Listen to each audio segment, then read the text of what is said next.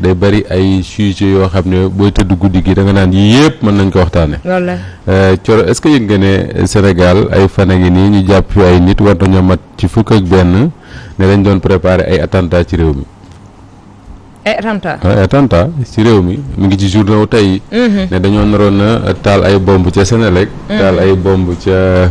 yenn këru kilifa yi taal ay bomb fii fële ñooñu jàpp nañ leen. waaw mais xaw ma lan la mais gaa ñi waxtaane wuñ ko lu bari. j'espère que lu sérieux la. parce que ay projet d'attentat moom di ko tudd ci réew. war nañ koo teg fu leer a leer en tout cas am na journaux yu ci dikkaat tey. xam naa ne ci yeneen occasion comme enquête la bu ne ci loxo yi takk der yi. ñu war leen a jébbal parquet. xëy na dañu am occasion ñëwaat ci parce que man question yooyu très souvent dama naan question la yoo xam ne il faut les traiter avec le maximum de sérieux. parce que bu dee dëgg lu garaaw la bu dul dëgg lu garaaw la.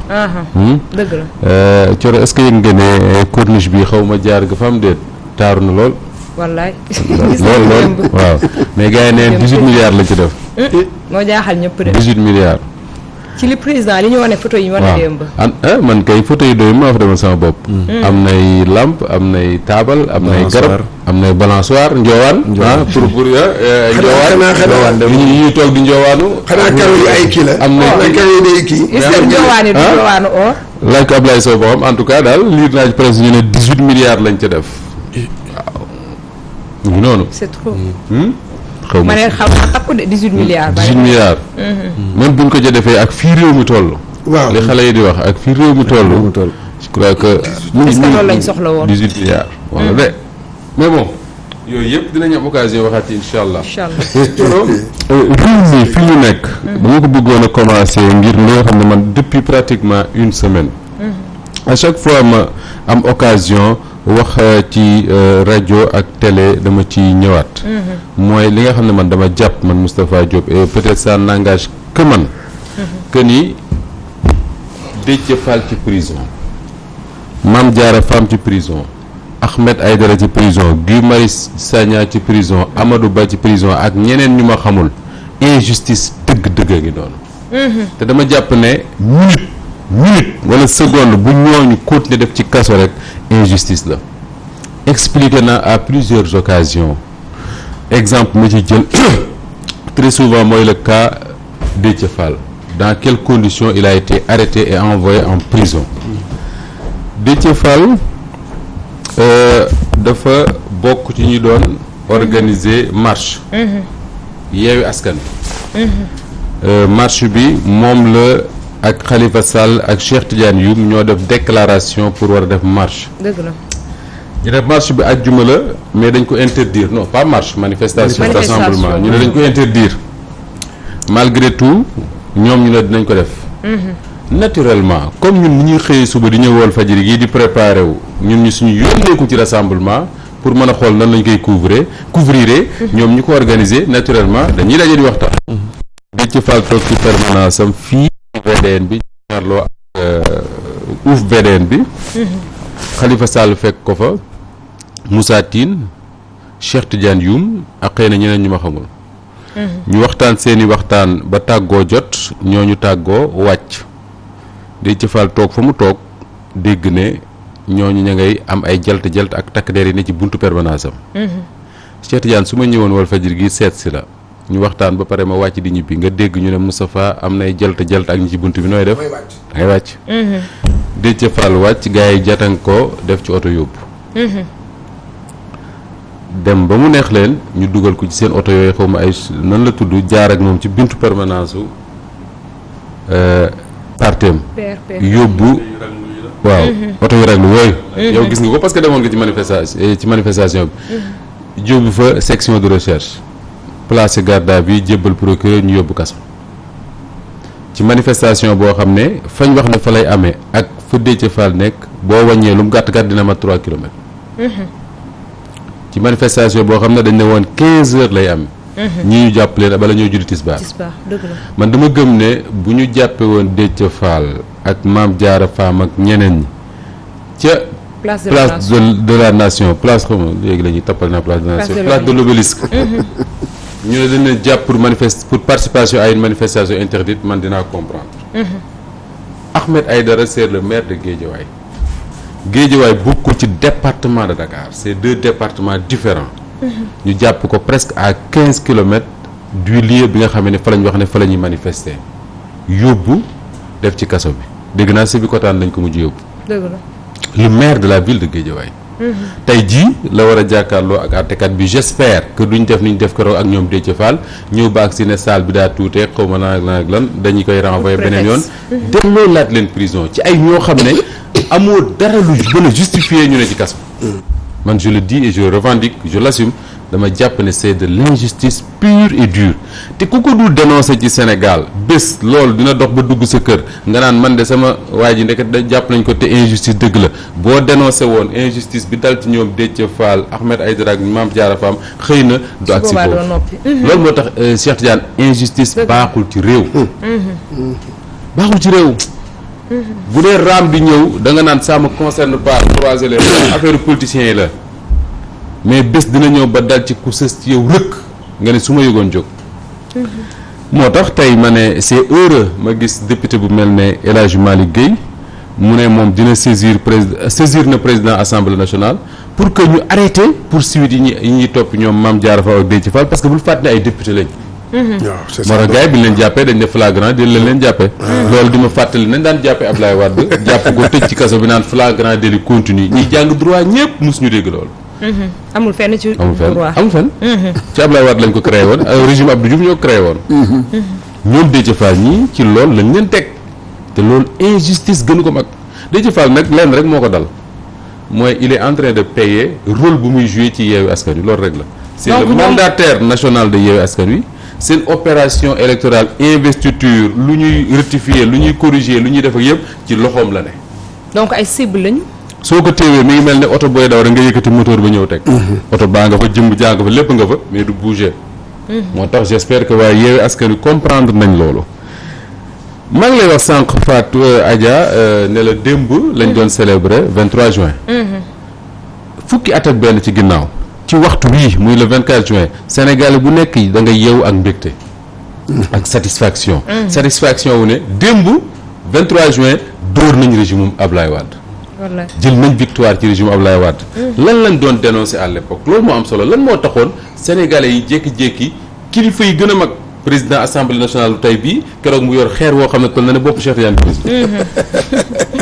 ñoom Sidi Lamine Niass ñoom Macky Sall Ousmane Tanor Dieng ñoom ñëpp fees dell buntu assemblée di manifester.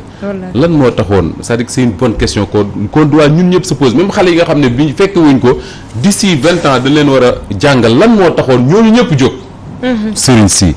Serigne Mansour Sy Djamil dañ koy fàtte très souvent rujee woon na ci rôle mag homme politique yi sportif yi journalistes yi ñëpp dem kenn xàmmewuñ ko moo tax ma déggee ñu naan journalistes yi naa nga mën a may leen 23 juin ñëpp bokkoon kenn xàmmewul journaliste ak keneen ñëpp a dem revendiquer homme du 23 juin oui homme du 23 juin waaw le 22 juin Cheikh Bamba Dièye ñëw yeew boppam ci assemblée nationale Barthélémy Dias accès assemblée ak pick-up bu def brique ba mu fees ñu fas yéene commencé sànni xeer mais loolu fii la xew dëgg la après ñu xool nag lan moo taxoon li taxoon dañ ne woon Ablaye Wade daf bëggoon teg benn ticket présidentiel mooy day def président ak vice-président supprimer le quart bloquant mooy dañ naan fichier électoral bi nangam nit ñoo ci nekk pour nga jàll premier tour même boo rawee ñëpp il faut nga am au moins le quart dañuy bindu ci fichier bi yëpp ñoo dañ koy supprimer parce que loolu dana jox légitimité président sénégalais jóg na du fi amee xam nga taxoon dañoo gisoon ne Ablaye Wade dafa bëggoon a wuti 3e mandat pour après mu jébbal ko doomam sénégalais yi lànk na du fi am donc nga jàpp ticket présidentiel 3e mandat beneen bi taxoon mu régime Wade soofoon sénégalais yi ba ñëpp jóg mooy li ñu doon woowee arrogance su ñi nekkoon ci régime bi demoon ba jàppe sénégalais yi ay paillasson yu nekk seen buntu nekk bis bu ñëwee fomp ci seen dàll leen ku wax ñu saaga la ku wax ñu saaga la télé boo tijji dégg leen ñuy wax ni ñu leen neex sénégalais ni lii moom mënatul continuer il faut mu dakk loolu bokkoon na ji tax Sénégal jóg loolu lépp sénégalais yi jóg loolu lépp boo ko résumé lan lay tekki mooy un Sénégal autrement c'est-à-dire que Sénégal bi ñu nekkoon ak Ablaye Wade ñu ne dañoo bëgg leneen soppi oui soppi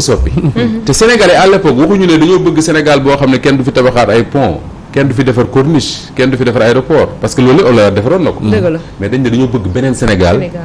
ak yeneen jikko. président Macky Sall ñëw apporter aux Sénégalais la plus belle réponse mooy su ngeen ma falee dinaa leen defal une gouvernance sobre et vertueuse résumé ko rek mooy jikkoy rafet. dëgg la amul leneen loo koy teggi mooy dinaa teg Sénégal boo xam ne ay jikko yu rafet lañ koy gouverner. dinaa teg la patrie mooy li ñu bokk réew mi avant li ma moom muy sama parti muy le parti. ñu dem ñu ne ko jëlal te dama gëm ne Coro naa la ko wax léegi fii gis nga di coow li bari ñu naan Ousmane Sonko Pastef xale yi topp ko lu mu wax ñu def bu bërki Dembo Ndiaye bi mu wootee ne dañ tëgg ay casserole Sénégal Dakar waag mbedd moo romb mu mel ne mbaaru tëggu përëm comme ñëpp di yuuxu gis nga bu ñu defoon li taxoon Sénégalais yi jugoon le 23 juillet bu ñu ko appliqué woon Pastef du am Ousmane Sonko du am wala bu ñu amee succès bi ñu am duñ ko am dëgg la man loolu laa gëm comme li Dame Mbodj di wax. danaa ko Dame da ngay raisonner sa raisonnement ba pare ne loolu laa gëm bien sûr loolu nga gëm soo gëm loolu wax donc man li ma gëm mooy su fekkoon ne bi Macky Sall faloo li taxoon le 23 juin am defoon nañ ko ba pare lii du xew nii du xew. te bokkoon ci ay liggéeyam même bu Ousmane Sonko amee parti succès bi mu am du ko am. dëgg la léegi. soo nee lan moo taxoon ñu jóg nangu ne dañoo échec ñun ñëpp principalement. da ngay ne mais attends finalement kon kan mooy responsable bi tax li taxoon Sénégal yi jóg le 23 juin mu nar leen a yëkkatiwaat nga ne la classe politique en général. parce que classe politique bi ñoom ñoo gàddu war a yor réew mi di ko doxal. moo tax à chaque fois su ma déggee ñu naan politiciens yi ñëpp a yam bàyyi leen ñuy xeex seen biir ma ne yéen a ngi seetaan musiba. parce que ñii ngeen naan ñoom ñëpp a yam nan leen bàyyi ñuy xeex seen biir mais ñoo yor réew mi. ni réew mi doxee ñoo koy décider boo leen seetaane booy xeex ak ngóor jigéen ne ba pare ne du may seetaan politiciens yi soo léegi dinañ ko fa daganal doo leen mënal dara parce que ñoom ñooy daganal ci réew mu neex la mën a xarit jusqu'à ce que ça change donc politiciens yi dañoo war a mel ne jigéen bu teg cin boo toogee dama di leen xool parce que boo leen seetaanee danañ taal kër gi nga naan ndekete jigéen gi doon toog politiciens yi noonu lañ mel dëgg la donc boo nee classe politique mooy responsable da nga ciy seppi kenn ñëw teg ñëpp xool ko ñu gis ko ñu ne kii mooy le principal responsable de l'échec de li taxoon ñuy xeex 23 juin muy kan Macky Sall président de la République du Sénégal Macky Sall xamul tax c'est pas parce que Macky Sall la tudd c'est pas parce que Fatick la dëkk c'est pas parce que mooy borom kuru Marème Faye Sall intéressé wuñu li ñu intéressé mooy c'est parce que moom la ñu jël réew mi ne ko am gannaaw bu ñu xeexee dara ba pare. bu ñu xeexee. Cheikh Serigne c'est excellent ce que tu es en train de dire. c'est-à-dire que dañoo xeex dara mi ngi mel ne rek Cheikh Tidiane ñu doon dem wuti coupe d'Afrique. ñu ànd ñun ñëpp xeex ko bañ gagné ko waa kaf jox ñu coupe bi ñu war koo yóbbu denc ko. ñu ne Cheikh Tidiane am coupe baa ngi noonu yóbbu si kër denc. Cheikh Tidiane dem baxal lu rëy. bis boo xoolee bañ saa ci coupe bi. c'est-à-dire que responsabilité bu rëy la c'est-à-dire que Sénégal dañoo xeex ba am ndam. ñëw jël ne Macky Sall am c'est vrai ne ko gardeel ñu moom it mu jël ay engagement ne leen lii ngeen ma jox dinaa ko sàmm ba li ngeen ci bëggoon ma def ko la preuve tous les mouvements yi nga xam ne ñoo créé woon 23 juin ku ci nekk Macky Sall sol na dàllam dem fekk la fa nga ne dem na ba fekk Y'en a marre unité 15 man fa laa dëkkoon fa la mu fekk dëgg la ñëw waxtaan ak ñoom ñu ne ko lii ak lii moo tax ñu doon xeex mu ne su ma faloo naa def nangam ak nangam seeti ñoom Alioune Tine seeti parti politique yi seeti ñëpp engagement yooyu yëpp ñu jox ko mu boole war a doxal donc buñ toogee ba 11 ans après ñuy posé wu ay questions naan est-ce que li taxoon ñu doon xeex war def nañ comme déet dañ naan le responsable numéro 1 mooy président Macky Sall mais Serigne man dama gëm ne Macky Sall su doon déglu Macky Sall billahi il serait un bon président président Macky Sall bi ñu ko falee ba def ko président ba mu fal ministre yi fal ay directeurs généraux des entreprises nationales ak yooyu fal li ñuy tuddee cabinet soxlaawul woon muy wut benn conseil day jël Macky Sall rek def ko conseiller Macky Sall Macky Sall l'opposant moo waroon nekk conseiller numéro 1 bu Macky Sall le président bépp problème bu ñu posé ci Sénégal bépp laa la wax du wut réponse naan lan lañ ci waroon a wax Macky Sall indi na ci tontu diggante 2009 ak 2011 dëgg la ma jël exemple ñi ngi coow ne dañuy war a def dana bokk élection présidentielle 2024 wala déet ñi naan mën naa bokk ñi naan mënta bokk su dégloo Macky Sall su Macky Sall dégloo Macky Sall rek xam ne warta bokk parce que moom moo taxaw ne bañ Ablaye Wade moom moo sàbbaloon Ablaye Wade. waaw ne julli gi ñaari rakk la. boo defee ñaari rakk da ngay sëlmal. amul du timis julli suba la. ñaari rakk rek sëlmal moom moo ko wax. moom moo fi taxaw ne ñi dee ci Sénégal ñëpp dara war lu ko lu dul Ablaye Wade bëgg a wuti 3e mandat te bis bu nekkee président coowal mandat moom dina jeex ci réew mi donc kan moo ci mën a wax lu ëpp loolu ak ay kàddoom. Macky Sall moo conseillé Macky Sall foofu. nee naa la sànq l'arrogance du régime ak ñi nga xam ne ñoom lañ tuddee ay faucons nga xam ne dañuy topp président di ko wax naan ko dalal ci kaw Cheikh Tidiane Gomis dalal ci kaw Serigne yaa leen ëpp doole yaa yor état bi yaa yor pouvoir bi nga dégg benn ministre fëgg dënnam naan ñun ñoo yor doole ji ñoo yor armée ñoo yor police ñoo yor loi ñoo yor justice. buur aayu dag yaay. ñu naan buur aayal dag yaa aay. su Macky Sall dégloo Macky Sall bu 2011 rek xam ne ñii dañ koy yóbbu ci kàmb parce que 2012 la Macky Sall taxaw ne président Abdoulaye Wade bul déglu mukk ñi nga xam ne dañuy toog sa wet di la jey naan la yaak mën yaa fa ëpp doole parce que bis boo demee dugg ci kàmb su tàngee ñooy njëkk a daw. dëgg la. président Macky Sall moo ko wax président Abdoulaye Wade donc jërul kenn di ko conseillé. jërul naan na sëriñ si wax jërul kenn di wax na Macky Sall dem déglu jiwaat président Macky Sall xam ne réglé na problème. kon histoire bi rek mu répété waat. ñu ne cherté de la vie. ñu ne lu tax réew mi dund gi cher ba tax président africain yi dem ba Russie. dajeeg sax président Ukraine di xool nan la ñuy def ba ñoom seen céréales seen mboq ak ndax sax la blé ceeb ak yooyu ñu yor. nan la ñuy fexe ba mu ñëw suñu réew yi mu cher jaaxal ñëpp. essence cher su président Macky Sall dégloo Macky Sall rek xam ne am na réponse bi parce que Macky Sall moo taxaw fii 2STV ne c'est pas normal Sénégal essence di fi gën a cher Mali di ko gën a cher Sénégal que Mali ñu ne ko lu tax mu ne dara waralu ko lu dul état bi ak puukare dépense de prestige loolu la ñuy wax dépense puukare président Macky Sall moo ko wax donc Cheikh Tidiane jëlul président Macky Sall dina jël conseil na jël Macky Sall rek daf ko conseiller ñu ne conseil constitutionnel ñu bari ne conseil constitutionnel bii ñu tuddee 7 sages ils sont tous sauf sages te bu ñu deful ndànk seen décision yi ñu jël mën na indil coow réew mi gis nga bi conseil constitutionnel déclaré ne Ablaye Wade mën naa bokk ci élection présidentielle 2012 guddi googu Macky Sall ci TFM la waxee Pape Ngagne Ndiaye moo ko interrogé mu ne ko conseil constitutionnel dañoo valider candidature Ablaye Wade parce que da leen a may ay terrain yokk seeni salaire moo waxoon boobu. moo waxoon boobu. donc su Macky Sall dégloo Macky Sall rek xam ne conseil constitutionnel la fa newoon moo fi ne ba léegi. boobu 5 sages la ñu woon damay de wala. waaw 5 sages la mu ñëw def ko juróom-ñaar. waaw nombre bee yokk mais jikko yi changé wul. waaw muus ma waxoon na ko ñaar waxoon na ko muus ma dem màkk soppiwul jikko soppi na pour waaye soppiwul jikko. alaaji muus la ñuy wax mais jikko yi muus moo fi ne ba léegi. waaw beneen bi mooy man dama bokk ci ñi gëm ne. Abdou Diouf li ko jëlee ci pouvoiru Sénégal ñaari rajo yi bokk nañ ci Walfadjri FM ak Sud FM du ñoo ko fi jëlee mais participer nañ ci li ko fi jëlee parce que combat bu ñu mënee pour la transparence du scrutin ci nga gisee élection présidentielle ñëw ñuy joxe résultats yi nga toog yor sa rajo di déglu résultats yi en direct soxlawul ngay xaar kenn di ko wax journalistes yi di ñi nga xam ne ñoo fi nekkoon fii jiituñu fi dem di xool résultats yi di ko wax sénégalais yi ñu koy dégg Abdou Diouf mënu woon sàcc élection yooyu Abdoulaye Wade ñëw libéraliser télévision yi lépp lu xew ci réew mi nit ñi di ko gis. di ko xool loolu ñu bari jàpp nañ ne bokk na ci li participer ci chute régime bu Abdoulaye Wade mais Macky Sall dajeeg bi gën a garaaw ëpp doole télévision ëpp doole rajo gën a gaaw réseaux sociaux yi gën a gaaw kenn mënu ci ñoom dara mën ngaa jaar lu leen neex mënoo ci ñoom dara mais la meilleure réponse bi nga xam ne moom la ñu war a apporter aux réseaux sociaux Macky Sall moo ko joxe encore une fois bu Macky Sall nekkoon conseiller Macky Sall rek xam nan lay def ak réseaux sociaux yi parce que moom moo taxaw 2STV ne Ablaye Wade am na doole lool am na xaalis lool am nay alkaati lool mais dina xam ne la magie du clic fera face à la toute puissance du fric et du flic mu ne dooley réseaux sociaux magie bi ne ci réseaux sociaux yi dinañ wan Ablaye Wade que ne ko flic muy xaalis ak flic muy policier mënalul dara ndawu Sénégal yi donc takk der yi muy génne ci Sénégal dañuy sonn rek moo tontuwaat boppam Ablaye donc wax ji day ferenkulaay Macky conseil Macky oui le meilleur conseiller de Macky Sall c'est Macky Sall su ko déglu woon rek le 23 juin du ñu toog fii naan est-ce que su ko déglu woon Macky Sall su déglu woon les conseils de Macky Sall Ousmane Sonko mi ak Pastef néew ma duñ am de mais gëm naa ne bu ñu amee duñu am doole ji ñoom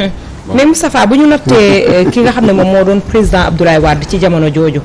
ñuy wax ne ci lañ ko doon xeex ca 23 juin d'après moom la mu romb yëpp. bu ñu ko tollalee ak li Macky Sall def moom tam ci 11 ans yi mu toog daanaka rek. li fi kee def tuuti rek la ëppalee ci ay mois li fi président Macky Sall def.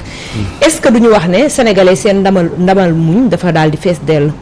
par rapport ak li ñuy gis. encore une fois dinaa la wax ne loolu aussi Macky Sall mën na cee doy conseil Macky Sall gis nga Ablaye Wade dafa am loo xam ne sénégalais dañ ko daan nangul te duñ ko nangulati benn président. Ablaye Wade sénégalais yëpp même ñi ko contrôle bëgguñu koo gis. dañ ko doon xool ne góor gii moom paa bii toog moom mérite woon a nekk président Sénégal. c'est vrai parce que amul benn combat démocratique booy dégg ci Sénégal ba ñu amee indépendance ak léegi. liir ko te gisoo ci turu Ablaye Wade. il a participé à tous les combats. ñun recevoir nañu bi ñu créé la convention des jeunes reporters moom Ablaye Wade. mën nañu maa njëkk a créé journal panafricain en Afrique. ba Jeune Afrique yooyu ñu koy wax léegi. pour wax la ne le combat même pour la liberté d'expression au Sénégal Ablaye Wade da cee participer. combat pour transparence élection ñu war a am nga bu njëkk bu ñu daan voté nu ñuy def. dañuy jël benn urne teg ko ci garab. ca chef de village bi ñëw toog. Serigne xam na li may wax. ca penc ma ca penc ma soo ñëwee di voté chef de village xam na ki ngay voté. soo voteelul Abdou Diouf bu ceeb bi ñëwee dooj jot. wallaay lu leer laa la wax bu ceeb bi ñëwee dooj jot. Ablaye Wade bu dugub ji ñëwee dooj jot. bu njiw mi ñëwee dooj jot. Ablaye Wade di ko xeex gis nga Sénégal dañuy xeeb avancé yu bari. ci Ablaye Wade ba ñu am ay urne. Ablaye Wade ak ñi ma àndaloon bien sûr du moom rek. ñoom bàcc lii dans Soxo ñeneen ak waa parteem ba ñu am urne. am mbañ gàcce isoloir nga xam ne yow mën ngaa ñëw ci village yi mën a voté te kenn du xam koo voté yooyu amul woon bu léegi bu njëkk da nga daan ñëw tànn kayit yi dem ñu lay xool mooy tànn penc ba ko neex rek teg ko fa da nga daan dem ci dëkk boo xam ne maa la ko wax chef de village yi mooy xool ña fa war a voté ñëpp mu jël seen i carte ñëw voté ñëpp mu def ko Abdou Diouf muy vert Ablaye Wade xeex combat yi donc Ablaye Wade bu nekkee président même boo ko contré da ngay jàpp ne kii dafa mérité nekk président parce que xeex na li mu xeex mais wax ma président Macky Sall ban combat démocratique la mëne fii ci Sénégal. benn 2008 2009 la génn ci gouvernement wu Ablaye Wade 2012 matu juróomi at mu nekk président wu Sénégal. c'est-à-dire que yàlla teralewul Sénégalais bu li mu teralee Macky Sall. te bi ko yàlla di teral di ko def président am na ñoo xam ne moom ba mu juddoogul fekk na ñuy xeex ñoom pour nekk président. yàlla ne leen yéen bu ngeen ko fi nekkee Macky Sall mii moo ma neex. def ko ci xolu Sénégalais ñu voteel ko def ko président. moo tax may wax ne mooy président bi nga xam ne moo war a gën a teral doomu Sénégal. parce que yàlla da koo teral nu mu teralewul kenn. mais encore une fois li Sénégalais yi doon muñal Ablaye Wade laa ne la duñ ko waxuma la Macky Sall mais duñ ko muñal beneen président ak ku mu mënti doon nag. ku mu mënti doon ku fi falu tey ku fi falu ëllëg a ci yam Sénégal da nga koy doxal nii ñu ko bëggee mbaa nga gis lii nga ñu gis àllarba mooy dëkk boo xam ne soit da ngay bàyyi nit ñi ñu marche wala ñuy tëgg ay përëm ak ay mbana. keroog gis naa waa ji fii yor kubéeru mbana boo xam ne ku ma ko yenoon doo dox koy tëgg. xam nga mbana bu baax sax. mbana ku ma ko yen man du ma dox. waa ji fii la ko yor booli la yor di waaw non mais taximan boobu taximan bi defoon kii bi nag loolooy diril waaw diril ci ko bëgg mu abal la da nga koy diril ci ko minimiser. ak am solo ay xale donc sax ay xale ko fee sax même xale yi li nga ay xale du ay xale parce que booy seet majorité bi boo demee université presque ñëpp génn ñu ay majeur lañ ko nañoo mën a xale yaa ngi ci may du ay xale mais ba tey xale yooyu ñuy wax ñoo xamante ne ay 2011 ñu ngi ko judd ñooñu tey bokk nañ ci ñi nga xamante ne ñoo génnoo bu dul dara ba tey bu dee sax waruñ ko minimiser daal peut dire c'est vrai ak nu mu mënti doon mais lu Moustapha wax aussi lay revenir arrestation démesurée bi nga xamante ne moom kii injustice démesurée bi nga xamante ne moom la ñuy teg instant bi quand on est un chef d'État je pense que on doit pas se comporter comme un demi-urge on ne doit pas se permettre de faire du n'importe quoi vraiment ngay def bu fekkoon dañoo ñëw ba ci côté place de l'Obélisque ñu taxaw ñu ne dañuy jéem a ñëw taxaw rassembler je pense que foofu mënoon nañ leen jàpp ne dañoo ñëw participer ci manifestation interdite mais dafoo ko mooy li nga wax à quelques kilomètres fi nga xamante ne moom la ñu war rassembler wu nekkuñ fa ñu ñëw di leen jàpp vraiment c'est de l'injustice totale yooyu je pense que ne da ngay yaakaar ne da ngay jéem a wàcce nit ki mais au contraire bu Da nga koy yaa leen yëgal. di gën a yëkkati wallaay te ci boobu rek déjà moom mu ngi koy fayir parce que li nga xamante ne moom la interdire tey li nga xamante ne moom lañ def mardi bi concert de casserole bi ni mu réussir rek ñëpp xam nañ ko ñu minimiser ko ñu bañ kaa def déjà ça veut tout dire loolu gouvernement di def à chaque fois bu fekkee da ngay jaay doole nit ñi loolu population bi ñu ko nangu ñi nga xamante ne conscience ba ñu amoon bu njëkk ba ak bu tey c'est diamétralement opposé nit ñi beneen posture lañu am mooy li nga faaleetuñu fric yooyu yëpp lañ teg de côté boo leen deful seen dañuy jógal seen bopp kaas seen bopp jamono boobu lañ toll réew mi Fatou moo romb ay ni ñu koy waxee sax j'ai l'impression que mag ñi ñoo ne foofu ba léegi naan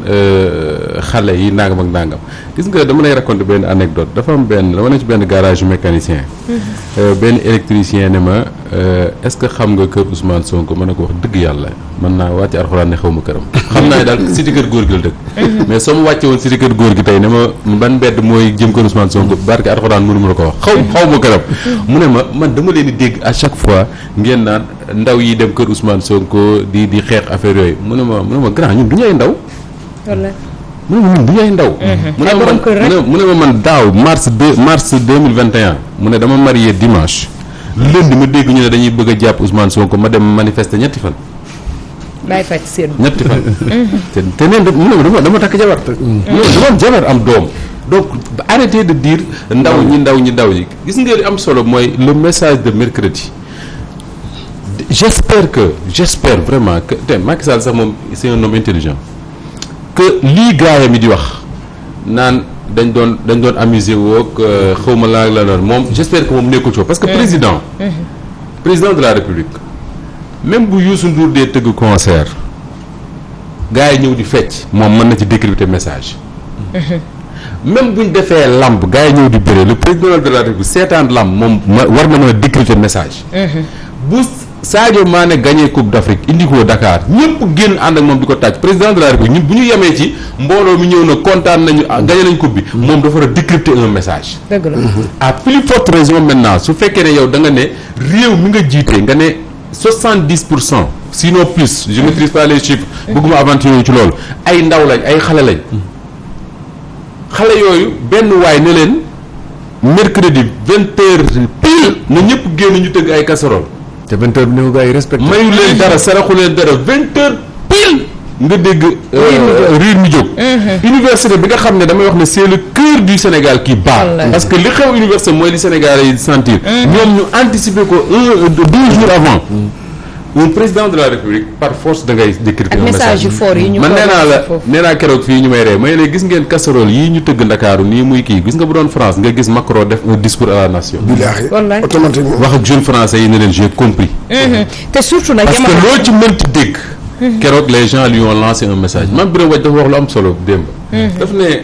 booy gis gars yi ñuy tëgg casserole yi ak mag ñi ak jigéen ñi ñuy tëgg casserole dóor ba ñaq seen doole jeex da ngay mel na ñoom ci seen xel casserole bi du ab bool Macky Sall la ñuy tëgg ñoom. billaay. ci bopp Macky Sall la ñuy tëgg waaw mais c'est-à-dire que ak force bi ñu koy tëggee y a autre chose. y a autre chose. mais Moustapha aussi gis nga Thioro xaw ma xam di nga fecc sabaram déet. dégg naa ko mën la nag. dégg naa ko mën la. bu géwal tëggee ba jigéen tëb ci sabar di fecc. yow mi koy seetaan. soo coupé woon son sabar bi di ko xool muy tëb ni da ngay dem ba xam ne kii moom nekkatu fi. dëgg la mi ngi ci beneen dimension. donc cette dimension là nga xam ne moo nekk ci ñi doon tëgg bool yi ba nga xam ne yow ñoom xamatuñ ne sax li ñuy téye ay kubéeru cin laa kii ay casserole dong yuy dóor. man gis naa ko tëgg kubéeru cin ba mu toj. kubéeru cin waaw. bari na ak i bool mais aussi heure bi. y a un message boo xam ne le président de la République moom mënu ko bañ a décrypter. il faut mu xool ban message lañ ko bëgg a envoyer à travers ça mais boo dégloo ñii nga xam ne ñoom ñoo fi nekkoon naan Ablaye Wade yaa fi ëpp doole les mêmes ñoo fi nekkaat bari ki dana wax Mame Birame Wathie ne ko man parfois dama naan sax est-ce que Macky Sall waruñu ñaan mu déclarer candidature am pour ñu xool ñi doon wax ne mënta nekk ay ñoom Ismaïla Madior Fall Mimi Touré fu ñu mujjee ak ñeneen lan la ñuy def nan la ñuy waxee sénégalais yi ne ñoom li ñu doon wax du dëgg ay li ñuy wax tey mooy dëgg Mame Birame mu ne ma bu boobaa du ñoom ñoo koy défendre ñi koy défendre mooy ñu doon défendre ne Ablaye Wade mën a nekk candidat te xoolal seetlu li ma lay wax nii depuis quelque temps les mêmes têtes yi nga xam ne ñoo nekkoon autour de Wade di dem ci plateau télé yi di wax naan Wade mën na nekk candidat loi moo ko may conseil constitutionnel moo ko may di ko jaay c'est les mêmes ñooy ni ñuy wër télé yi fi ñoom seen bi jaay bu ñu taxawee ñi nga xam ne ñoo gunge woon Macky Sall dem pouvoir xoolal Mankeur Ndiaye kilifa gu toll noonu ministre affaires étrangères bindul lu dul wax ne li Aminata Touré li Aminata Tall wax dëgg la ma liiraat ñu ne en tout cas ci presse bi laa ko liiree ñu ne nee na dafa recevoir ay saaga ak ay menaces de mort moom sax bindaan na ko bind na ne recevoir na ko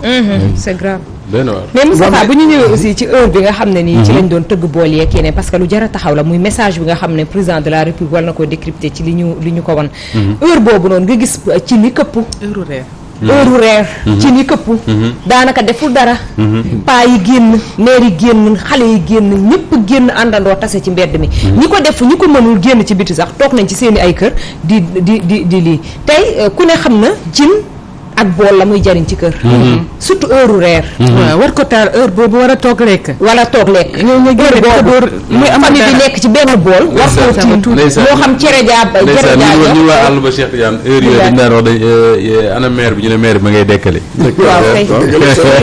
ma ngay dekkali reer ba pare ban heure reer bu bëccëg lañ koy taal bu guddee ñu dekkali ko da ngay tugg yaa nge ne lu ñuy dekkali ko saa bi nga deewoon na quoi vraiment reer bi du neex mais ci Coro gis nga dafa am lu c'est très sérieux man dafa am benn waay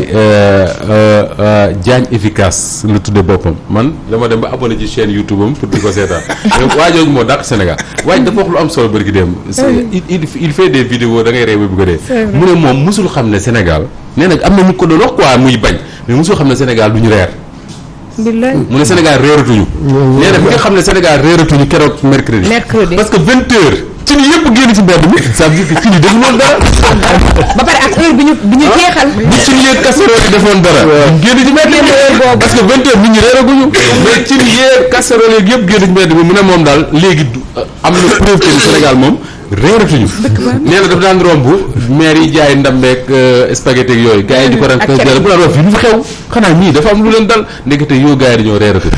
mais c'est on le dit en rigolant mais c'est une réalité xam nga ne sa dépense yokk na parce que dëwlin bi déjà boo doon jëndee 5000 ak 6000 dem ba 8000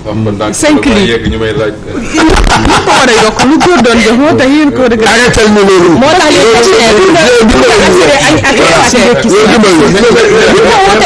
tax bu tàng sax gëm naa ni ay bool ak casserole dina génn 2 heures mais Moussa man dafa am lu ma jaaxal léegi ci li ba tey ci casserole yi mais li mu wax ci Mankeur Ndiaye sànq Mankeur Ndiaye ci waxu jàmbur la ñëw waxaat commenté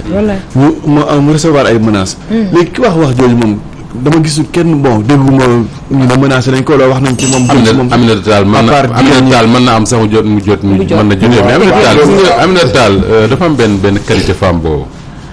Aminata Tall waxam bariwul waaw c'est vrai waxam bëriwul moom kay da nga naan lan moo ko tax a wax ñi naan intérêt ma tax mais moom lenn moo am na qualité mooy waxam bëriwul birima la ci birima su waxee fulaam pare na ci ba leneen jot